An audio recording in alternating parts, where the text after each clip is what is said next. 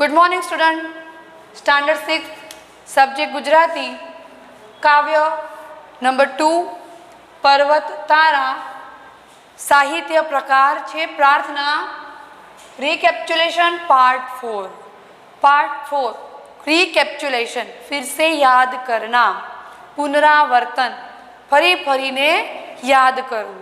આપણે આગળના પાર્ટ 1, 2 અને 3 ત્રણેય પાર્ટની અંદર આપણે કાવ્યના નામ, તેના સાહિત્ય પ્રકાર, કવિ અને કાવ્યની મતલબ કાવ્ય વિશે આપણે સમજી ગયા। પણ આપણે શું કરીએ છીએ? રિકેપ્ચ્યુલેશન, એટલે કે આપણે ફરીથી યાદ કરીએ છીએ। તો પાર્ટ 4 પણ પાર્ટ 1, 2 અને 3 જો આપણે ફરીથી યાદ કરી લઈએ તો આપણને આગળનું સમજવામાં થોડું ઇઝી રહેશે। તો પાર્ટ 1 માં આપણે પ્રાર્થના વિશે સમજ્યા કે પ્રાર્થના શું છે અને પ્રાર્થનાથી થતા ફાયદાઓ, કયા કયા ફાયદાઓ આપણને પ્રાર્થનાથી થાય છે એ આપણે પાર્ટ 1 ની અંદર સમજ્યા। અને કવિ વિશે સમજ્યા કે કવિ શ્રી સુરેશ દલાલ, એની અલગ અલગ રચનાઓ, એનો જન્મ, એમનું મૃત્યુ, એના વિશે આપણે સમજ્યા। ત્યાર પછી પોએમ જે આગળના પાર્ટમાં હતી એ આપણે શીખ્યા। ત્યાર પછી પાર્ટ 3 માં આપણે આ બે લાઈન જે સમજ્યા એ શું હતી આપણે ફરીથી એકવાર એનું રિવિઝન આપણે એકવાર જોઈ લઈએ તો આપણે ભૂલીએ નહીં। આગળના ભાગમાં જે આપણે શીખ્યા કે કવિ છે એ કન્ટિન્યુ કહે છે કે હે ઈશ્વર, હું તારા કણ કણમાં દર્શન કરું છું। આપણે આખી પોયમ ફરીથી એકવાર એને સમજી લઈએ, શીખી લઈએ। पर्वत तारा पहोळा खभा सरवर तारी आँख, हे ईश्वर हूँ तने जोऊं छूं क्यांक क्यांक ने क्यांक। के पर्वतो छे ए तारा खड़तल खंभाओ छे, एकदम मजबूत खंभाओ छे। सरवर तारी आँख, सरोवर में हूँ तारी आँखना दर्शन करूँ छूं, मने मारी आँखों देखाय छे। हे ईश्वर के हे प्रभु, हे परमात्मा हूँ तमने जोऊं छूं क्यांक क्यांक ने क्यांक, हूँ तने जोऊं छूं, हूँ तमारा दर्शन क्यांक क्यांक ने क्यांक करतो ज रहूं छूं। त्यार पछी दरियो तारो दिल विशाळू, वृक्षो तारी वात, दरियो महासागरो छे ए तमारू विशाळ हृदय छे, विशाळ दिल छे। वृक्षो तारी वात के वृक्षो छे एना अवाजो जाणे तमारी ज वात करता होय एवुं मने लागे छे। मेघधनुष्यना रंगोमां तू रमी रह्यो रड़ियात, मेघधनुष्य रेनबोना रंगों में जाने के तू एक रड़ियात એટલે કે मनोहर मन मोही ले एवी रीते अमारी समक्ष ऊभो होय एवुं अमने लागे छे। तू तरणानो तारणहारो झरणानो तू नाद, फूल फूलनी रंग सुगंधे तारी छे सौगात। तू तरणा એટલે કે સામાન્યમાં સામાન્ય માણસ કે વસ્તુને જો તારણહારો એટલે કે ઉદ્ધાર કરશો એ તમારા હાથમાં છે, એ કરનારો તું છે। ઝરણાનો તું નાદ, ઝરણામાંથી જે પણ અવાજ ઉત્પન્ન થાય છે, જે અવાજ અમને સંભળાઈ રહ્યો છે એ જાણે કે તમારો અવાજ છે, તમે અમારી સાથે વાતો કરતા હોય એવું અમને લાગે છે। ફૂલ ફૂલની રંગ સુગંધે તારી છે સોગાત, દરેક ફૂલમાં અલગ રંગ ભરવા, અલગ સુગંધો ભરવી એ તારી છે સોગાત। મનુષ્ય માટે, અમારી માનવ જાતિ માટે એ સૌથી મોટી, આ પૃથ્વી માટે સૌથી મોટી અમારા માટે ગિફ્ટ છે, ભેટ છે। સિંહ વાઘ ને કોયલ બુલબુલ, પતંગિયા ને તમરા, સૂર્ય ચંદ્ર ને તારા આભે અહીં આ ગયા ને ભમરા। કે પૃથ્વી ઉપર માત્ર એટલું જ નથી પણ તમે સિંહ વાઘ જેવા હિંસક પશુઓની પણ રચના કરી છે, તો એની સામે મીઠું બોલતી કોયલ અને બુલબુલની પણ રચના કરી છે। ઝીણામાં ઝીણા જીવ એટલે કે પતંગિયા તમરા એની પણ રચના કરનાર તમે છો। સૂર્ય ચંદ્ર ને તારા આભે, આકાશની અંદર ભમતા, આકાશમાં રમતા સૂર્ય ચંદ્ર અને તારા અહીં આ ગયા ને ભમરા, કે અહીંયા આગ્યા અને ભમરા જેવા ઝીણા ઝીણા જીવજંતુઓને પણ તમે બનાવ્યા છે। સૂર્ય ચંદ્ર ને તારા કે સૂર્યની પણ તમે રચના કરી, ચંદ્રની પણ તમે રચના કરી। જો એનું પરિભ્રમણ જે થશે, એનું જે પરિભ્રમણ જે ફરે છે એનો જે સમય નક્કી કરો છો એ પણ તમે નક્કી કરો છો। ત્યાર પછી આપણે શીખ્યા રાડ ત્રાડને લાડની સાથે મોર પીછનો સૂર, સંતા કુકડી રમતો રમતો રહે નજીકને દૂર। રાડ ત્રાડ કે રાડ ઊંચા અવાજોની અંદર પણ તું સમાયેલો છે। ત્રાડ કે સિંહની ગર્જનાઓ, ત્રાડ જે પાડે છે એમાં પણ જાણે તું સમાયો છે। લાડ એટલે કે પ્રેમ, લાગણીમાં પણ તું સમાયો છે। એની સાથે સાથે મોર પીછનો સૂર એટલે કે મોરના પીછાઓના સૂર કે જે એના પીછની અંદર અલગ અલગ સ્ટેપ બાય સ્ટેપ જે કલર મૂકેલા છે એ કલરમાં પણ માત્ર હે ઈશ્વર તું સમાયેલો છે, તારી રચના છે। સંતા કુકડી, જો અહીંયા ફરીથી કવિ છે એ ઈશ્વરને ફરિયાદ કરે કે સંતા કુકડી કે તું અમારી સમક્ષ છે પણ તું મારી હારે સંતા કુકડી રમે છે, રહે નજીક ને દૂર કે સંતા કુકડી કે લુકા છુપી રમતા રમતા પણ તું ક્યારેક અમારી ખૂબ જ નજીક આવી જાય છે તો અમને ઘણી વખત તું મિલો દૂર દેખાય છે, તું અમારી નજીક નથી એવું અમને લાગવા માંડે છે। અને એટલા માટે જ કવિ કહે છે સંતા કુકડી રમે છે। સંતા કુકડી તમે બધા જ રમતા હશો કે એક વ્યક્તિ છુપાઈ જાય અને પાછળ આપણે એને શોધવા જવાનું, તો અહીંયા કવિ શું કહે છે કે સંતા કુકડી તું રમે છે કે તું ક્યાંક છુપાઈ જાય છે અને હું તને હું તને હંમેશા શોધતો તારી પાછળ ફરું છું। તો એ રીતે શોધતા શોધતા તું મને ઘણી વખત મારી નજીક આવી જાય છે અને એવી જ રીતે હું તને જ્યારે શોધી નથી શકતો ને ત્યારે તું અમારાથી મિલો દૂર મને દેખાય છે।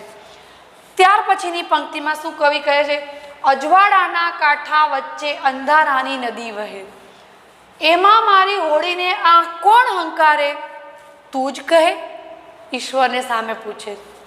અજવાળાના કાંઠા એટલે કે બંને બાજુ અજવાળું પથરાયેલું છે, એની વચ્ચે અંધારું એટલે કે મારી જિંદગી જે જઈ રહી છે, જે વીતી રહી છે, પસાર થઈ રહી છે, એમાં આ મારી હોડી એટલે કે મારું જે જીવન છે કોણ હંકારે, એ હોડીને મારી હોડીને કોણ હંકારશે, તું જ કહે, તમે જ કહો કે મારી આ હોડીને કિનારા સુધી એટલે કે મંઝિલ સુધી કોણ પહોંચાડશે, કોણ મને ત્યાં સુધી લઈ જશે। આનો જવાબ તો કોની પાસે હોય, માત્ર ઈશ્વર પાસે, કેમ કે જીવન આપવું અને જીવન છીનવી લેવું એ બંને વસ્તુ માત્ર ઈશ્વરના હાથમાં છે। નો ડાઉટ કે ઘણી વખત માણસના મનમાં એવા ખરાબ વિચારો આવે અને એ ખરાબ કામ કરે તો એ મનુષ્યના વિચારો ઉપર ડિપેન્ડ છે, પણ જો આપણે સારી પ્રાર્થના સારા મનથી હૃદયથી કરીશું તો આપણા મનમાં ક્યારેય ખરાબ વિચાર આવશે જ નહીં, તો એ સવાલ ઊભો જ નહીં થાય। અને એટલા માટે જ અહીંયા કવિ કહે છે અજવાળાના કાંઠા કે બંને કાંઠે અમારી જિંદગીના પેલી પાર કે આ પાર બંને પાર તમે અમારા માટે અજવાળું પાથરેલું છે, તો એની વચ્ચે આ અંધારાની એટલે કે મારી જે જિંદગી છે એ વીતી રહી છે, તો એ મારી લાઈફ હોડી મારી જે જિંદગીને કિનારા સુધી કોણ પહોંચાડશે, તો એ પણ માત્ર ઈશ્વરના હાથમાં છે। તો સ્ટુડન્ટ આપણે અહીંયા શું જોયું કે પ્રાર્થના છે એ ઈશ્વરના હૃદય સુધી પહોંચવા માટેની આપણે પ્રાર્થના કરીએ છીએ। આપણે ભગવાનને યાદ શા માટે કરીએ છીએ, શા માટે આપણે પ્રભુને વારે વારે યાદ કરતા હોઈએ છીએ, એટલા માટે કે આપણા મનમાં ખરાબ વિચારો ન આવે અને સફળતા સુધી પહોંચવા માટે આપણને આપણું મન છે થોડું સ્ટ્રોંગ બને। હા, ઘણી વખત આપણે નિષ્ફળ થઈએ છીએ ને તો આપણે વસ્તુને છોડી દઈએ છીએ કે ભાઈ જવા દે, નહીં થાય મારાથી, અથવા નિરાશ થઈ જઈએ છીએ, હતાશ થઈએ છીએ। હતાશ થયા પછી જો આપણે શાંતિથી આંખ બંધ કરી અને 5 મિનિટ પણ ભગવાનનું નામ લઈશું અથવા તો શાંતિથી બેસી જઈશું તો શું થશે, ફરીથી આપણને ઈચ્છા થશે કે એકવાર નિષ્ફળ થયા તો શું થયું, આપણી નિરાશા દૂર થશે। મનથી પ્રાર્થના કરેલી ક્યારેય નિષ્ફળ જતી નથી, એની અસર ચોક્કસ ને ચોક્કસ આપણા મન પર પડે છે, પણ મનથી કરેલી। અહીંયા આપણે જોઈએ તો આવી અનેક ગુજરાતી, હિન્દી પ્રાર્થના મન એ ક્યારેય ભાષા જોતી નથી. તમને જે પણ ભાષાની અંદર ભગવાનને યાદ કરશો, ઈશ્વરને યાદ કરશો તો એની અસર ચોક્કસ આપણને મળે જ છે. તો આપણે અહીંયા પૂરેપૂરી કવિતા જોઈ, ત્યાર પછી આવે છે શબ્દ સમજૂતી. એટલે કે આ પોએમની અંદર તમને જે પણ શબ્દો અઘરા લાગ્યા, જે પણ શબ્દો આપણને નથી સમજાયા, એ ફરીથી એકવાર આપણે સમજી લઈશું. ખંભા એટલે કે આપણા શોલ્ડર્સ, ખભા. અહીંયા કવિએ એને ખંભા કયા છે. ખંભાને આપણે બીજી રીતે જોઈએ તો સ્તંભ પણ કહી શકીએ, સ્તંભ પણ કહી શકીએ છીએ. સરોવર એટલે કે કુદરતી રીતે બનેલું સરોવર, કે કુદરતી રીતે બનેલું સરોવર, જે કુદરતે ખુદે નિર્માણ કર્યું છે એ સરોવર. વિશાળું એટલે વિશાળ, મોટું, ઘણું મોટું. રળિયાત, રળિયાત અહીંયા સુંદર એટલે કે મનોહર, મનને હરી લે તેવું, સુંદર, સરસ. તરણું એટલે કે તણખલું, જે લાઈનમાં આવ્યું હતું કે તું તરણાનો તારણહાર, તરણું એટલે કે તણખલું.